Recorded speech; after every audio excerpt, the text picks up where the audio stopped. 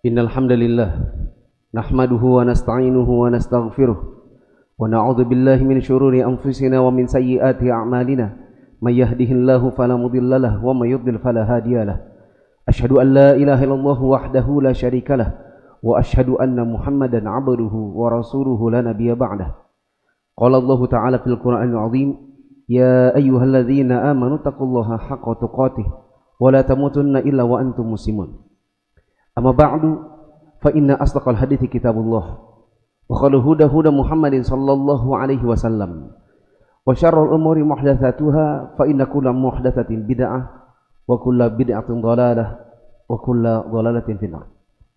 Hadirin jamaah salat Jumat yang Allah muliakan, kami awali khutbah pada hari ini dengan menyampaikan nasihat ketakwaan bagi diri kami pribadi dan bagi jamaah sekalian. Marilah kita meningkatkan ketakwaan kita kepada Allah Ta'ala dengan berusaha untuk mengerjakan apa-apa yang Allah perintahkan, berusaha untuk menjauhi apa-apa yang Allah larang, supaya di dunia dan di akhirat kita mendapatkan kebahagiaan. Hadirin jamaah yang dirahmati Allah,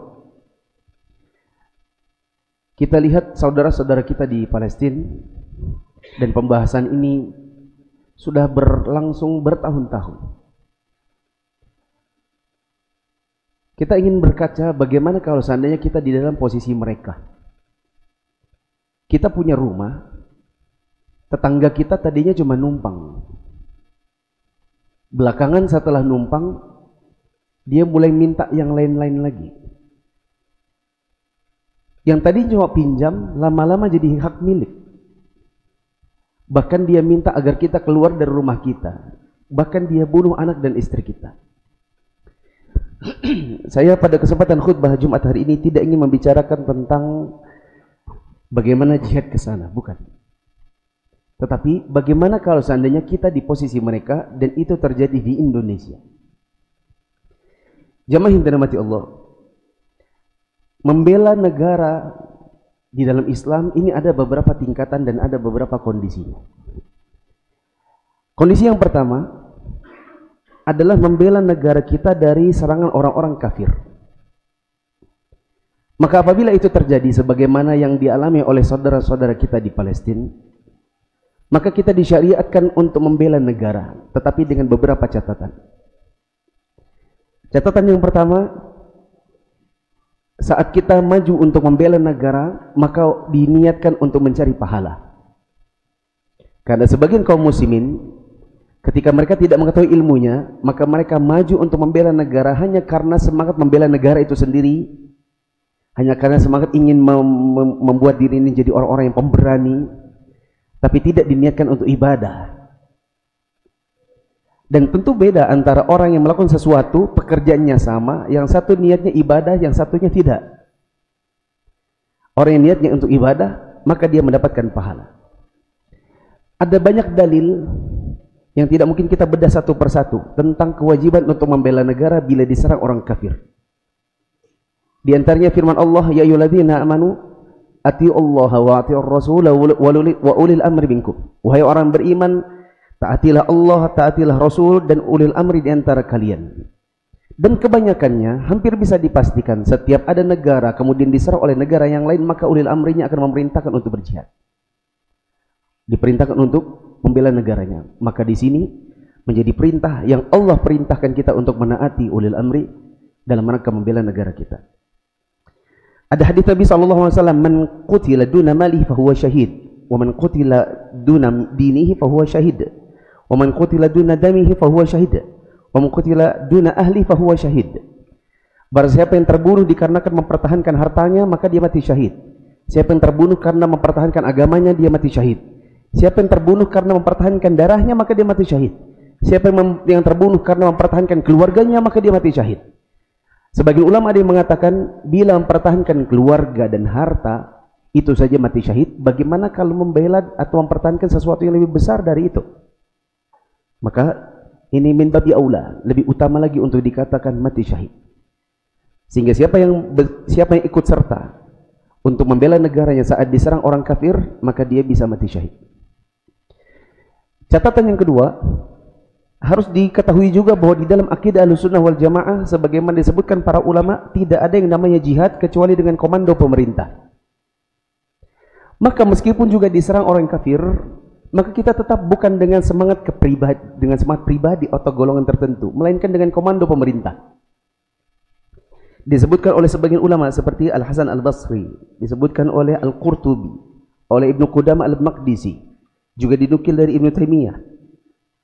Kata para ulama dengan satu bahasa saja, karena perkataan mereka berbeda-beda tapi intinya sama, yaitu tidak ada yang namanya jihad kecuali dengan komando pemerintah. Ada beberapa hikmah kenapa harus dengan komando pemerintah. Di antaranya adalah kalau kita dibiarkan untuk membela negara dengan kemauan pribadi, dengan strategi sendiri, maka kadang-kadang yang terbunuh bukan yang hak untuk dibunuh. Bahkan bisa jadi kalau bukan dengan komando pemerintah nanti kacau. Jangankan urusan besar seperti membela negara yang itu butuh strategi, butuh persenjataan, butuh perhitungan dan lain-lain. Ngurus sekolah saja, kalau ada kepala sekolah lalu ada gurunya jalan sendiri, kadang-kadang berantakan nanti. Ngurus yayasan saja ada satu pemikiran, lalu kemudian ada muridnya yang lain mau berpikiran dan berbeda, jalan sendiri, tidak koordinasi, kadang-kadang nanti yang terjadi permusuhan dan kekacauan. Apalagi membela negara. Maka tidak ada yang namanya jihad meskipun diserang oleh orang kafir kecuali dengan komando pemerintah. Catatan yang ketiga, tidak boleh ikut berjihad dengan menggunakan sesuatu yang justru bertentangan dengan Islam itu sendiri. Seperti jihad tapi dengan pakai jimat. Jihad tapi pakai dukun. Kita baru-baru ini membaca ada berita para dukun, beberapa dukun di Indonesia mengirimkan bantuan ke Palestina dengan mengirimkan jin-jinnya. Ini ngaco ini. Perbuatannya seperti ini, menggunakan dukun, menggunakan jimat, pelet-pelet, jampa-jampi, ini perbuatan syirik. Bagaimana ada orang ingin mendapatkan pahala dari satu jihad, tapi perbuatannya syirik dulu. Ingin melakukan sesuatu yang nilainya pahala, dibarengi dengan sesuatu yang membatalkan pahala. Bahkan bukan cuma membatalkan pahala, membatalkan keislamannya. Saya ingat waktu saya kecil dulu, saya nonton TVRI, pulang dari sekolah, ada diputarkan film perjuangan. Kebetulan scene-nya pas. Ada seorang yang dikatakan dia pejuang, dia naik ke atas pagar untuk membantai orang-orang Belanda. Naik ke atas pagar, ternyata jimat di pinggangnya nyantol di ujungnya pagar. Turun dia dari pagar dalam keadaan jimatnya sudah copot. Begitu ditembak mati. Mati apa ini? Mati syahid? Tidak. Karena Anda baru saja melakukan perbuatan syirik. Anda tadinya maju, berani karena Anda merasa punya jimat. Sementara Nabi SAW mengatakan innar ruqa wa tama'i wa tiwal tasyirkun. Sesungguhnya jampa-jampi, pelet-pelet, jimat itu perbuatan syirik. Maka jangan sampai bila itu terjadi pada negara kita, apa yang dialami oleh saudara-saudara kita di Palestina terjadi di Indonesia, lalu ada orang maju ceritanya membela negara, tapi perbuatan yang dilakukan adalah perbuatan yang justru dimurkai oleh Allah. Yaitu menggunakan jasa-jasa bantuan jin seperti menggunakan pelet, jimat dan yang semacam itu. Termasuk juga jasa dukun. Sesungguhnya dukun itu kita katakan, jangankan Anda jadi dukun, Anda jadi pasiennya dukun saja, nggak diterima sholat Anda 40 hari 40 malam. Bagaimana kalau Anda jadi dukunnya? Nabi SAW mengatakan, man ataka hainan aw arrafan wa sa'alahu an syai' lam tuqbal salatu 40 laila. Siapa yang datang ke dukun, bertanya sesuatu, meskipun tidak membenarkan, maka tidak akan diterima sholatnya 40 hari 40 malam. Itu pasiennya. Bagaimana dengan dukunnya? Sebenarnya perbuatan mereka menjatuhkan mereka ke dalam kekufuran. Ini catatan-catatan apabila kita ingin membela negara kita dari orang kafir. Jemaah yang dirahmati Allah, membela negara yang kedua adalah membela negara kita dari sesama negara muslim. Di poin pertama tadi yang menyerang adalah negara kafir. Sekarang pertanyaannya, bagaimana kalau ternyata yang menyerang ini muslim juga? Kita anggap misalnya Malaysia, tetangga kita yang juga di sana banyak orang Islamnya. Pemerintahnya orang-orang Islam. Misalnya saja berebutan satu pulau, lalu kemudian saling tembak-menembak. Lama-kelamaan rudal saling dikirim. Terjadilah pertempuran antara dua negara yang pada basicnya adalah orang-orang Islam sama-sama. Maka catatannya di sini jamaah yang dirahmati Allah. Yang pertama, jika memungkinkan dan jika punya kemampuan, apakah dia bertindak sebagai seorang menteri ataukah dia bertindak sebagai seorang duta besar, maka kewajiban mereka adalah berusaha untuk mendamaikan di antara orang-orang muslim yang bertikai. Sebagaimana firman Allah Ta'ala, wa in ta'ifatan minal mu'minina qatatalu fa aslihu bainahuma. Dan jika ada dua kelompok dari orang-orang beriman berperang, maka hendaklah ada yang berusaha untuk mendamaikan di antara keduanya. Tapi tentu tidak semua orang masyarakat bisa melakukan hal yang sama. Makanya tadi saya sebutkan yang bisa melakukan ini orang-orang yang punya posisi tertentu. Catatan yang kedua, bagi kita yang jadi rakyat dan tidak punya kemampuan itu semua, maka paling tidak berbicara, tidak melakukan sesuatu yang justru menambah rusaknya hubungan. Apalagi di zaman sekarang, zaman media sosial, setiap orang bisa ngomong apapun yang dia mau, yang penting punya akun. Maka jamaah yang dirahmati Allah, untuk urusan ketika negara kita bertentangan dengan negara yang sama-sama Islam, maka bagi masyarakat tidak boleh berkata kecuali yang berusaha untuk memberikan perdamaian dan kebaikan. Seperti misalnya berkomunikasi dengan media sosial dengan masyarakat Malaysia untuk bisa sama-sama mendorong pemerintah untuk bisa menyelesaikan masalah tidak dengan kekerasan, tidak dengan peperangan. Yang ketiga, jamaah yang dirahmati Allah, kadang kita harus membela negara kita ini bukan dari negara lain, tapi justru dari rakyatnya. Kerusakan yang terjadi pada satu negara bukan gara-gara selalu melulu dikarenakan negara kafir atau negara lain. Kadang-kadang kerusakan itu timbul dilakukan oleh orang-orang yang jadi penduduknya. Maka kewajiban kita saat membela negara dari orang-orang yang demikian adalah dengan dakwah. Tentu dengan dakwah yang hikmah. Contohnya jamaah yang dirahmati Allah, disebutkan di dalam pembukaan Undang-Undang Dasar di alinea ketiga bahwa ada kalimat berbunyi atas berkat rahmat Allah yang Maha Kuasa.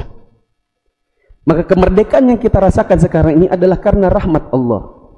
Karena dia rahmat Allah, berarti dia nikmat Allah, maka kewajiban kita adalah untuk menjaga dan mensyukuri nikmat ini dengan cara yang Allah ridhoi, bukan juga sebaliknya. Kita dapati di zaman sekarang atau bahkan dari zaman dahulu dipengaruhi oleh banyaknya orang-orang awam yang kurang belajar agama.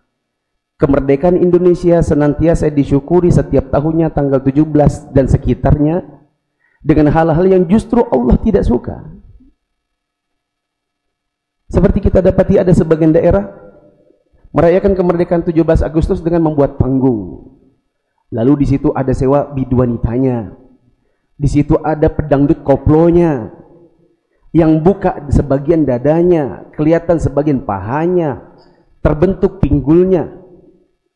Mereka berjoget di atasnya dalam rangka untuk merayakan kemerdekaan yang sejatinya itu adalah nikmat Allah.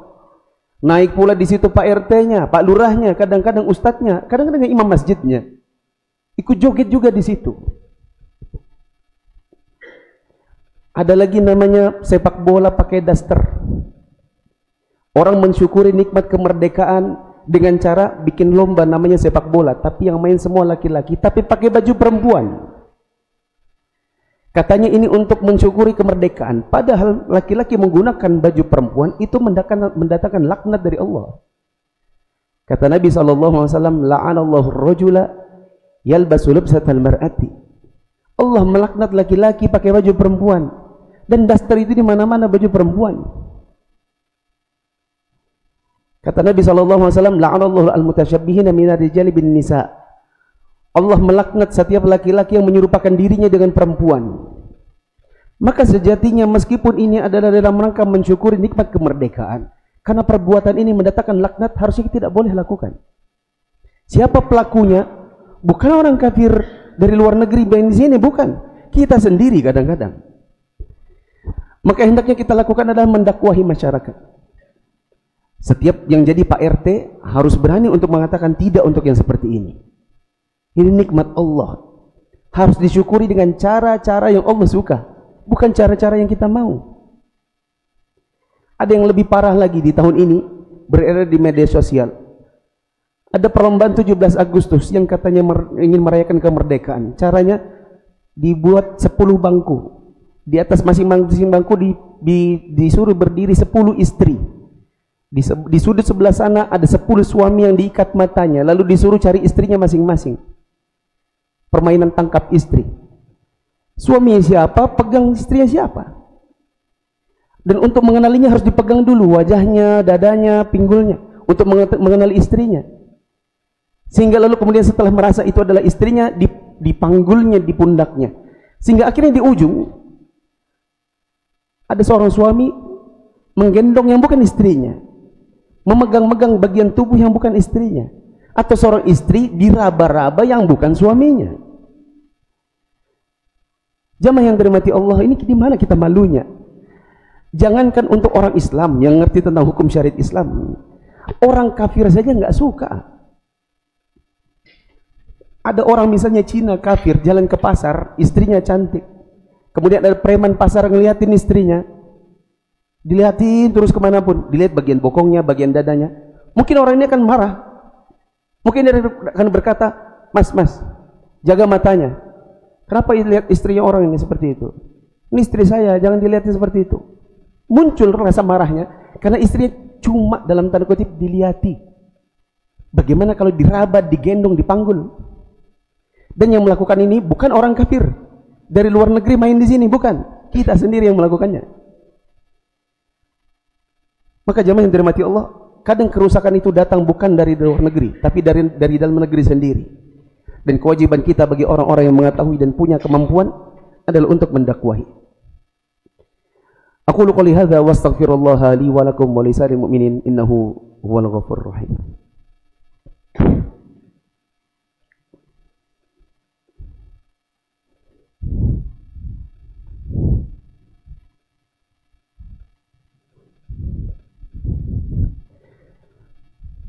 Alhamdulillahi wa kafa, wassalatu wassalamu ala rasulillahi mustafa wa ala alihi wa ashabihi wa man iktafa.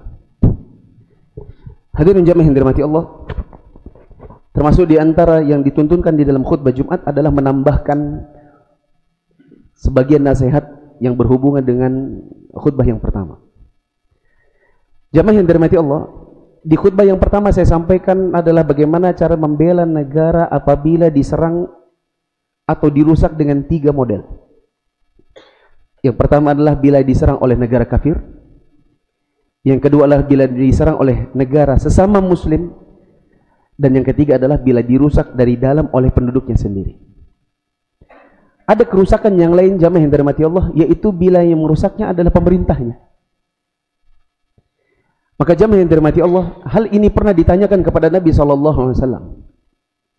Ketika sebagian sahabat bertanya, bagaimana pendapat Anda ya Rasulullah, bila kami dapati kami punya penguasa yang mereka meminta hak mereka dari kami, sedangkan kami meminta hak kami dari mereka, mereka tidak beri.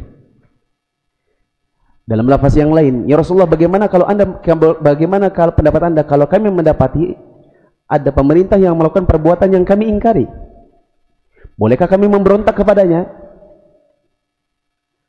Maka jamaah yang dirahmati Allah, ini adalah apabila pembelaan negara ingin dilakukan oleh masyarakat manakala yang merusaknya adalah pemerintahnya. Jamaah yang dirahmati Allah, pemerintah ini ada 2 model. Ada yang sifatnya zalim. Mohon maaf, saya disclaimer dulu, nggak ada hubungannya sama Indonesia. Ini kita bicara secara global saja.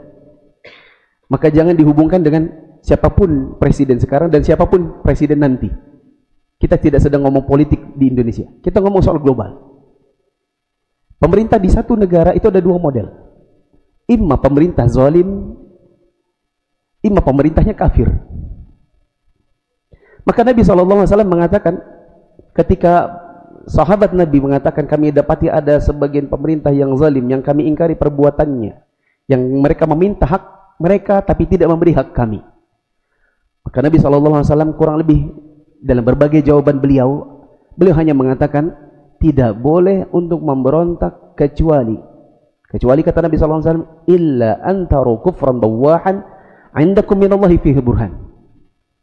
Tidak ada dan tidak boleh melakukan pemberontakan kecuali apabila kalian ada lihat yang namanya kekufuran nyata, dan kalian punya burhan, punya dalil di sisi Allah tentangnya. Nanti jamaah yang dirahmati Allah, para ulama kita kemudian membagi beberapa model pemerintah ini dengan beberapa sikap. Satu, ada pemerintah yang kita mampu menasihatinya, kita nasihati. Bila kita tidak mampu menasihatinya, maka kita bersabar dengan tetap berusaha untuk memberikan penjelasan tanpa bermaksud untuk membuat kekacauan dan menghasut masyarakat untuk melakukan pemberontakan.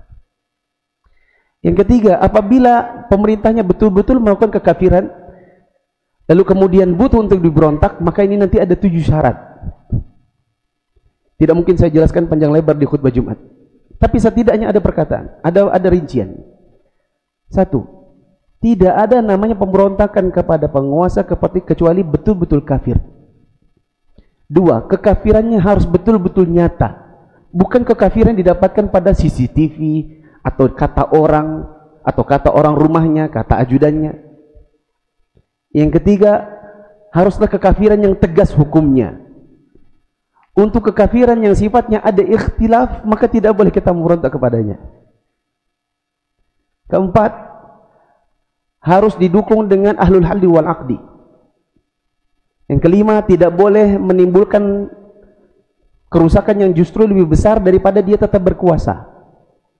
Yang keenam, kaum muslimin punya kekuatan untuk melakukannya. Mari kita lihat contohnya di Suriah. Penguasanya betul kafir karena akidahnya Syiah Nusairiyah, dan ini kekafiran yang tanpa ikhtilaf, nyata. Tapi sayangnya kaum muslimin tidak punya kekuatan. Makanya sampai sekarang penguasa tetap berkuasa, sementara yang wafat sudah 200.000, 300.000 orang. Tidak ditimbang dengan ahlul halli wal aqdi yang ada di tempat. Dulu yang mengajak orang untuk memberontak di Suriah, orangnya justru nggak ada di Suriah, orang yang ada di Qatar. Mereka tidak ada di tempat. Sekarang sebagian orang mengajak kaum muslimin untuk memberontak kepada penguasa, misalnya ada sekarang Jokowi misalnya. Apa yang dilakukan? Apa alasannya? Oh iya, soalnya di sini banyak orang Cina. Dia muamalah dengan orang Cina. Oh, sehingga di sini banyak orang Cina, sedangkan putra daerah tidak dapat kesempatan bekerja. Kita lihat, apakah kekafiran? Apakah bermuamalah dengan orang kafir itu kafir? Kedua, apakah itu tegas hukumnya? Seandainya pun itu kafir? Ataukah ikhtilaf? Yang jelas jawabannya bukan kekafiran. Bukankah Nabi SAW di zaman dahulu bermuamalah dengan orang kafir juga? Bukankah setelah perang Khaybar dan tanah Khaybar sudah ditaklukkan, dipecah kafling-kafling, tapi para sahabat tidak punya kemampuan untuk bercocok tanam, maka mereka pun kolaborasi dengan orang Yahudi. Karena orang Yahudi Khaybar ngerti cocok tanam dan tanahnya Khaybar, maka mereka sebagai pemilik kafling akad muzara'ah musako dengan orang Yahudi, terus bagi hasil. Maka muamalah dengan orang kafir bukan kafir, karena sudah dipraktekkan dari zaman dahulu. Ada yang berkata, oh karena ini presiden kita itu nggak pernah sholat. Siapa yang bilang? Keluarganya, bukan sesuatu yang tersebar luas. Iya, tapi dia tidak sholat 5 waktu. Oke, tidak sholat 5 waktu. Apakah itu kekafirannya tak jelas, tegas hukumnya, atau ada ikhtilaf? Jawabannya ada ikhtilaf. Sebagian ulama mengkafirkan orang yang tidak melakukan, yang meninggalkan sholat secara total. Ada yang mengatakan tidak kafir selama tidak meyakini bahwa sholat itu tidak wajib. Dan seterusnya, jamaah yang dirahmati Allah. Ada beberapa syarat. Belum lagi nanti harus ditimbang dengan ahlul halli wal aqdi. Siapa di Indonesia ahlul halli wal aqdinya?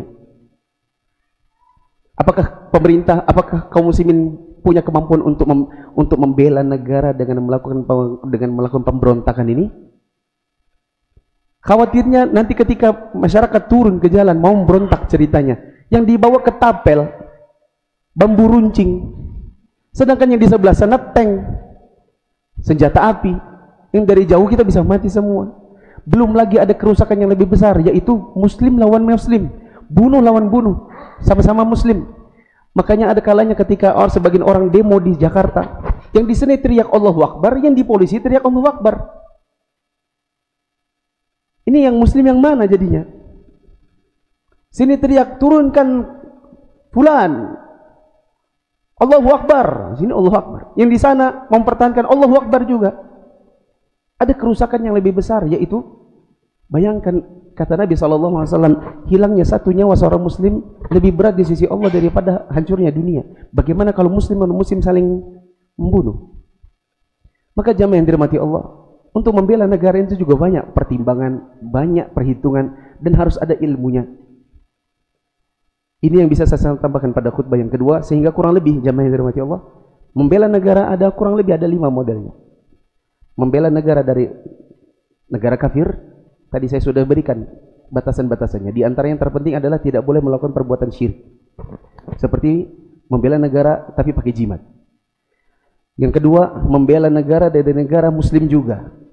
Catatan terpenting adalah usahakan perdamaian, bukan peperangan. Yang tidak punya kemampuan maka jangan berkata di media sosial yang justru menambah perpecahan. Yang ketiga adalah membela negara dari pengerusaknya, dari orang-orang yang bodoh di dalam negara itu sendiri, yang melakukan perbuatan-perbuatan yang justru tidak disukai oleh Allah. Maka ini kewajiban kita berdakwah kepada mereka. Yang keempat, apabila yang merusak ini kita anggap adalah pemerintah yang zalim, maka sebisanya dinasehati. Bila tidak bisa, minimal bersabar dan saling mendoakan dia. Yang keempat, yang kelima, bila pemerintahnya kafir, ada 7 syarat kapan kita boleh memberontak. Dan ini semua timbangannya adalah dengan timbangan ilmu. Ini adalah hari Jumat, hari di mana Rasulullah SAW mensunahkan untuk memperbanyak salawat kepada beliau. Dan Allah berfirman, innallaha wa malaikatahu yusalluna 'alan nabi ya ayyuhalladzina amanu sallu 'alaihi wa sallimu taslima. Allahumma shalli 'ala Muhammad wa 'ala ali Muhammad kama shallaita 'ala Ibrahim wa 'ala ali Ibrahim innaka Hamidum Majid. Allahumma barik 'ala Muhammad wa 'ala ali Muhammad kama barakta 'ala Ibrahim wa 'ala ali Ibrahim innaka Hamidum Majid. Allahumma ighfir lil muslimina wal muslimat wal mu'minina wal mu'minat al ahya'i minhum wal amwat innaka sami'un qaribun mujibud da'wati qadiyal hajat. Allahumma anfa'na bima 'allamtana wa 'allimna ma yanfa'una warzuqna 'ilma. Allahumma inna na'udzubika min 'ilmin la yanfa' wa min qalbin la yakhsha' wa min nafsin la tashba' wa min da'watin la yustajabu laha. Rabbana atina fid dunya hasanah wa fil akhirati hasanah wa qina adzabannar walhamdulillahi rabbil alamin.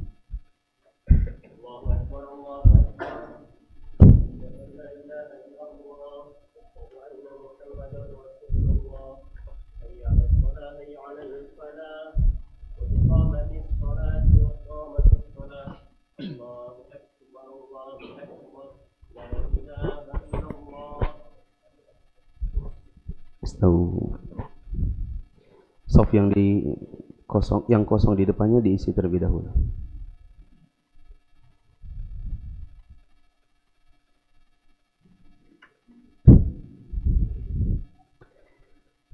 Allahu Akbar.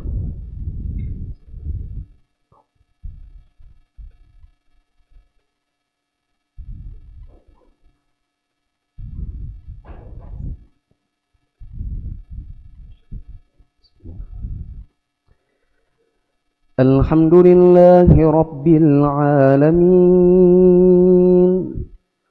Ar-Rahmanir Rahim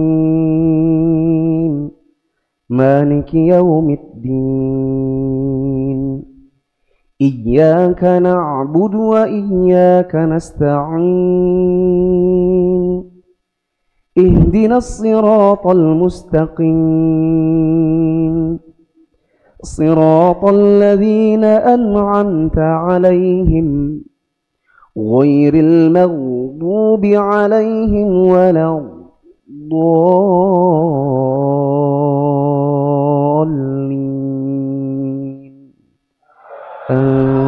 آمين. سبح اسم ربك الأعلى الذي خلق فسوى والذي قدر فهدى والذي أخرج المرعى فجعله غثاء أحوى سنقرئك فلا تنسى إلا ما شاء الله إنه يعلم الجهر وما يخفى ونيسرك لليسرى فذكر إن نفعت الذكرى سيذكر من يخشى ويتجنبها الأشقى الذي يصلى النار الكبرى ثم لا يموت فيها ولا يحيا قد أفلح من تزكى وذكر اسم ربه فصلى بل تؤثرون الحياة الدنيا والآخرة خير وأبقى إن هذا لفي الصحف الأولى صحف إبراهيم وموسى. الله أكبر.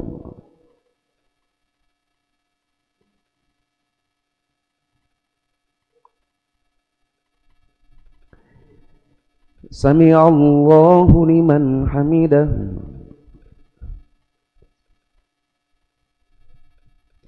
الله أكبر.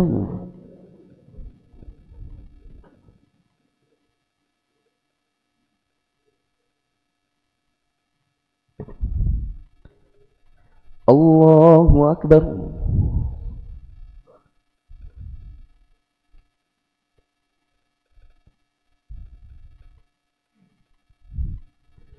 الله أكبر.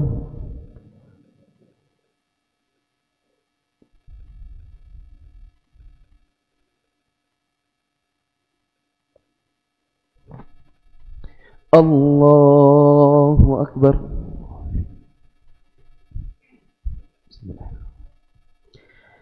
الحمد لله رب العالمين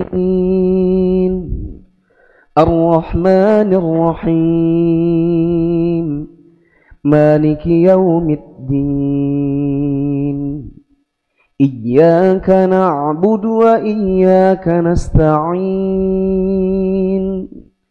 اهدنا الصراط المستقيم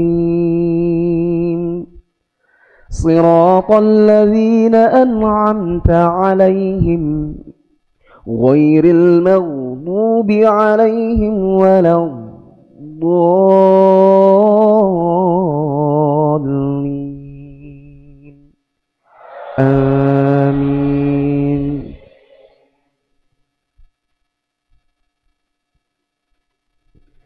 ألم نشرح لك صدرك ووضعنا عنك وزرك الذي أنقض ظهرك ورفعنا لك ذكرك فإن مع العسر يسرا إن مع العسر يسرا فإذا فرغت فانصب وإلى ربك فارغب.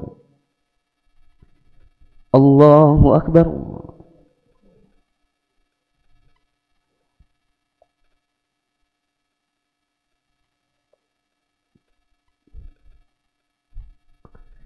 سمع الله لمن حمده.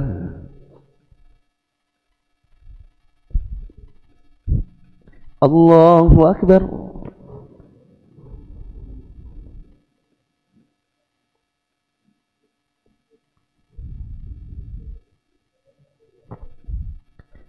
الله أكبر.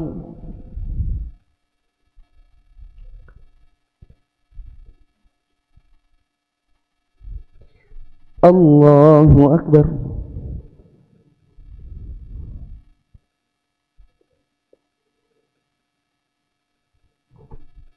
الله أكبر.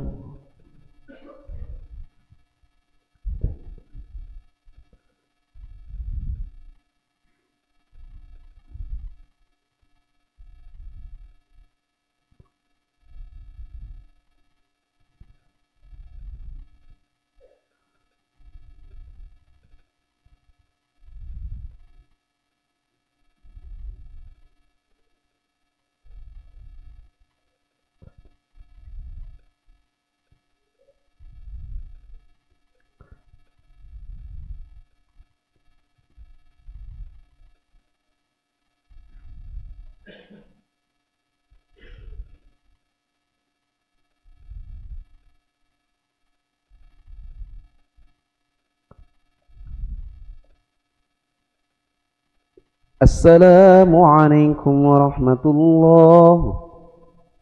Assalamualaikum warahmatullahi.